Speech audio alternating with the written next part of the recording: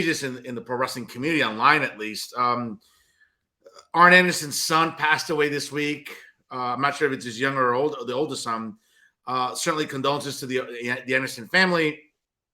Obviously, the announcement here, but it's something that you have been meaning to talk about for some weeks here. Also, we know Kevin Nash's son passed away some months ago.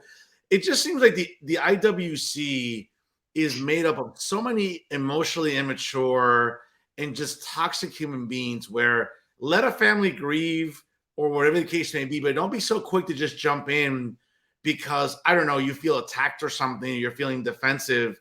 It's disturbing because it's not like this past week, like Arn Anderson's son's passing wasn't just the only example. We know with Kevin Nash's son, obviously.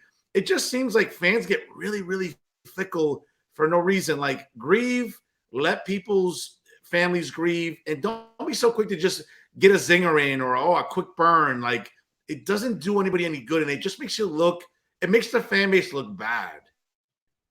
Well, I think that, there's a lot of ways to kind of look at this. I mean, Mike Tyson, I think, summed it up best, with social media, that it's made people comfortable with talking a lot of shit and not getting punched in the face for it,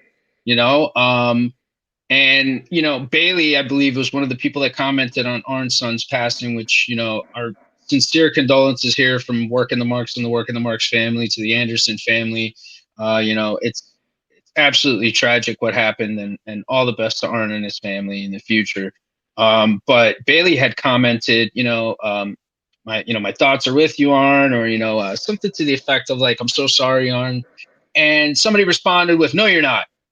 Like, shut up, don't comment that. You're just saying that because, he works for AEW, and all this stuff. And it's like, dude, like, this is a guy that was an agent for WWE for years, worked backstage with all the talent. And not only that, but he's a very well-respected worker within the industry.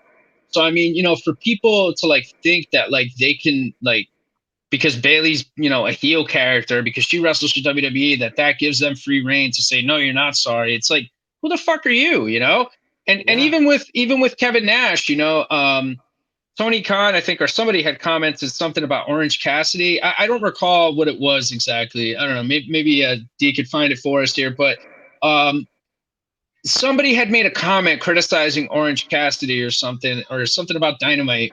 And Wheeler Yuta. That's what it was. It was Wheeler Yuta.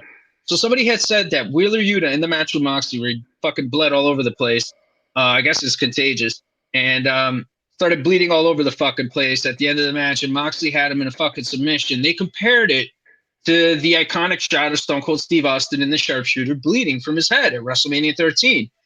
And, people are like, oh, Stone Cold Steve Austin should be watching this. And Kevin Nash said, don't worry, he's not. And Taker commented right after and said, pop. And then somebody had responded to Kevin Nash saying, you know who else is not watching it? Your son. And that right there, man, it's fuck? Like, listen, it's a low blow. And look, man, you don't have to be a Kevin Nash fan. You don't have to be an Undertaker fan. You don't have to even be an AEW fan. You have to be any type of fan. At the end of the day, I think it's all about human decency, man. You know what I'm saying? And it's about having respect for a man who lost his son, or for somebody who lost a relative in general, period. You know what I'm saying? Like, there's certain lines that you just shouldn't cross, and there's a certain bit of decorum that you should have. And to your point, a lot of this does come from the internet. There are WWE fans that are like this too, okay? Yeah. A lot of hardcore WWE marks, but a vast majority of the ones that I see online are the AEW marks and the AEW stands that cannot take the criticism.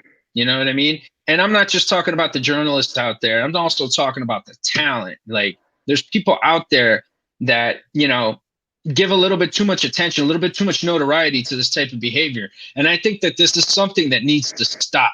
And I think that people need to have some respect and need to stop crossing lines with these talents, because guess what?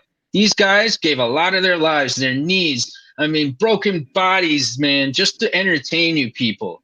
And for fans to go and disrespect them just because they want to get a zinger or a cheap pop online, it's classless, man. But, I wouldn't expect anything less from a lot of the fucking people that are on the internet, especially Twitter. Oh, absolutely. And again, it's one of those things, man, where it just makes you wonder. I mean, you hit the nail on the head about human decency. Like, I get it. You want to, I don't know, seem I don't know, like smart ass online or have a burn or a pop or get some sort of pop from, I don't know, 4 followers of yours. It's just, it's really disappointing. Like there's no need for that. And I think that it's, again, I think it's also a microcosm of a bigger, and again, I don't want to get all like sort of sanctimonious about this, but about sort of a bigger societal problem where social media enables this type of like really classless behavior. Because let's be honest, like, would somebody go up to Kevin Nash at a meet and greet and say it to his face? Of course not. You know, Nah. would someone go up to Arn Anderson, you know, and say that or to his face? Or would someone go up to Bailey? Like it almost seems like, and I think Mike, you referenced Mike Tyson. I think Mike Tyson also had the same thing, where the internet and social media has also enabled people to get away with not getting punched in the face. Right. And, you know, by not doing that, I think listen, very much like alcohol gives you liquid courage, I think your smartphone gives you smartphone courage. And I just think it's sad. I think it's more a testament, I think, of like sort of the times we're living in here where, you know, you can't put the genie back in the bottle. Smartphones aren't going anywhere. You know, people that walk around with iPhones, you know, people that walk around with the other stuff, you know, whatever they're called. You know, it's just enabled people to further bad behavior online, whether it be on social media or on websites, YouTube, whatever. So it's just, I think it's really, really sad though, Pat. I'm with you, Fern, and just one more thing here. I mean, you know, I think that the pandemic made it a lot worse. I think people not being able to socialize as much, having to be inside. I think it kind of regressed a lot of people's social skills, you know, and particularly a lot of the younger generation, that the only way that they know how to talk, the only way they know how to communicate is like the way they do online. I mean, I can't tell you the number of bars I've been to, you know, and you're Mr. Excitement, you're Mr. Nightlife, you know what I'm saying? You go to a ton of places, so you see it, you see the difference. You know, there's people out there that communicate the way that they do online. They almost like don't have like this surface level respect that people used to have long before this was a common thing, you know? And it's unfortunate, and I hope it really fucking changes, and I hope it stops. But maybe it might take a fan getting knocked the fuck out to realize it. And even then, I don't know if it'll help. So we'll see. Yeah, no, absolutely. Absolutely. In other news as